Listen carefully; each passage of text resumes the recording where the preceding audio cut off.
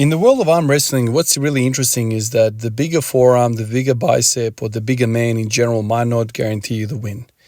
In fact, I've seen now countless videos where the smaller guy wins. It's a technique thing, it's a strength thing, and size doesn't tell the whole story. And so I tend to gravitate towards disciplines like this where there is like a huge skill component, and your eyes don't tell you everything. You're looking at Steph Curry, you don't know he's the greatest shooter in the world.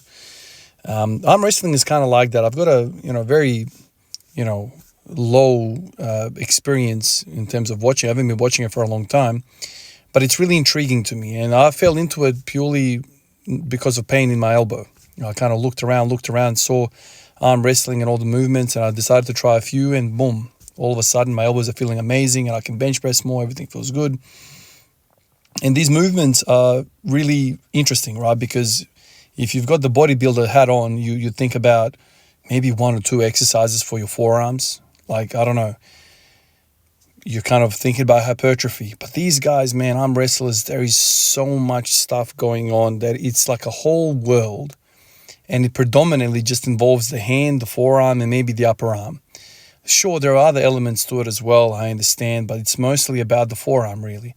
Pronation, supination, rising, these are the things that I've been doing recently, and it's just an incredible amount of exercise you can do for a seemingly very, very tiny body part of the body, right? It's the forearms, like forearm and hand. How strong is your thumb? What? How strong is my thumb? Well, that's a component in arm wrestling. The bigger, the stronger, the tougher the thumb is, can dictate a lot of your success in arm wrestling. So all of a sudden you start to go down that rabbit hole, kind of experimenting with all of that, all of those ideas, and you start to kind of understand that this stuff, regardless of who you are, where you are, what your goals are, there is so much stuff to learn. And then you can start to cross class, right? So some of this arm wrestling stuff I found benefits my bench press. How? Well, it keeps the elbow pain away. That is a positive. So I can sink more volume into the bench press. And so these are the things that really get me excited about training. A lot of people talk about programming and following coaches and whatever. For me, it's this exploration that I absolutely love about this. And so I love to explore. I love to write about this stuff. I love to talk about this stuff and share as I go along.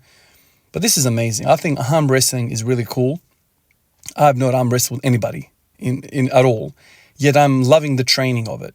And so I can see myself developing into this, more and more training. I love how my hands feel. I love how my forearms feel. And I love how all of that communicates with pressing movements. I even love how, when I'm doing barbell rows, I even like how that bar feels in the hand, because now I have this worked forearm, pronation, supination, or rising forearms, a forearm that is now much stronger than it was a year ago.